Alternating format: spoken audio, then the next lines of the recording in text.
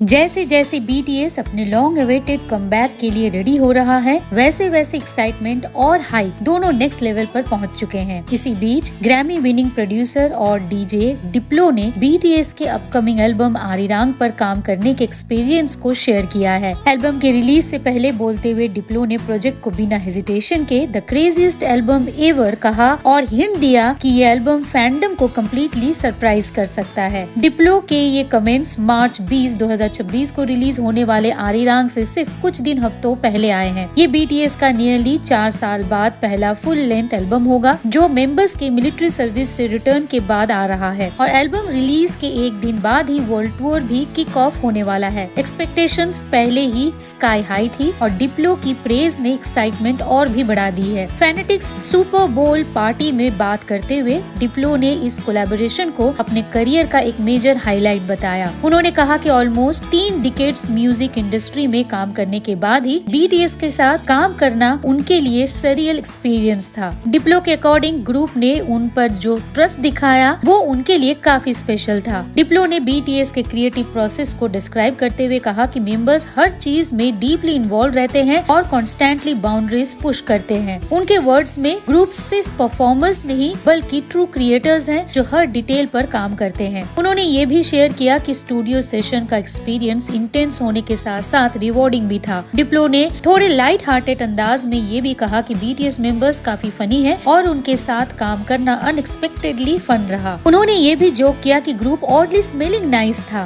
जो studio life का एक रेयर और कैजुअल ग्लिम्स देता है। एल्बम के ट्रैक लिस्ट के बारे में अभी भी ज्यादा डिटेल्स रिवील नहीं की गई है, लेकिन डिप्लो ने कंफर्म किया है कि आरिरांग में टोटल 14 ट्रैक्स होंगे, जिनमें से काफी सॉन्ग पर उनकी प्रोडक्शन होगी। उन्होंने ये नहीं बताया कि कौन कौन से ट्रैक्स पर उन्होंने काम किया, लेकिन ये जरूर टीज किया है कि एल्बम का साउंड लिसनर्स को शॉक कर सकता है। डिप्लो ने कहा कि ये एक ऐसा रिकॉर्ड है जो मे और may not take the fandom by storm, clearly indicating कि BTS इस बार सेफ प्ले नहीं कर रहा। फैंस भी ऑलरेडी हर टीजर, हिंट और स्टेटमेंट को डीपली एनालाइज कर रहे हैं, जिससे एंटिसिपेशन और ज्यादा बढ़ गई है। जंगकुक के लिए डिप्लो ने स्पेशल प्रेज रिजर्व की। उन्होंने जंगकुक को द रियल डील बताते हुए कहा कि उनकी वोकल्स बिल्कुल रॉ और पावरफुल है। डिप्लो के अकॉर्डिंग जंगकुक की आवाज बिना ऑटो ट्यून के भी परफेक्ट लगती है। साथ ही उन्होंने पूरे ग्रुप की वर्सेटैलिटी को भी हाईलाइट किया। चाहे रैप हो, सिंगिंग हो या परफॉर्मेंस, सब कुछ एक क्वाइट चार्म और ईज के साथ आता है। म्यूजिक से आगे बढ़कर आरिरांग एक स्ट्रॉन्ग कल्चरल मैसेज भी कैरी करता है। एक ट्रेडिशनल कोरियन फोक सॉन्ग से इंस्पायर्ड है। ये एल्बम BTS के अपने रूट्स के साथ रिन्यूड कनेक्शन को रिफ्लेक्ट करता है। जैसे जैसे ग्रुप ग्लोबल स्टेज पर वापस लौटने की तैयारी कर रहा है, नेटफ्लिक्स पर लाइव स्ट्रीम्ड टूर और एक बिहाइंड द सीन डॉक्यूमेंट्री के साथ डिप्लो के वर्ड्स ये क्लियर कर देते हैं कि ये कमबैक बिल्कुल भी ऑर्डिनरी नहीं होने वाला। तो ऐसे ही BTS और BTS से रिलेटेड अपडेट्स के लिए हमारे चैनल के साथ बने रहें। जल्द मिलते हैं, तब तक god bless you, take care and bye.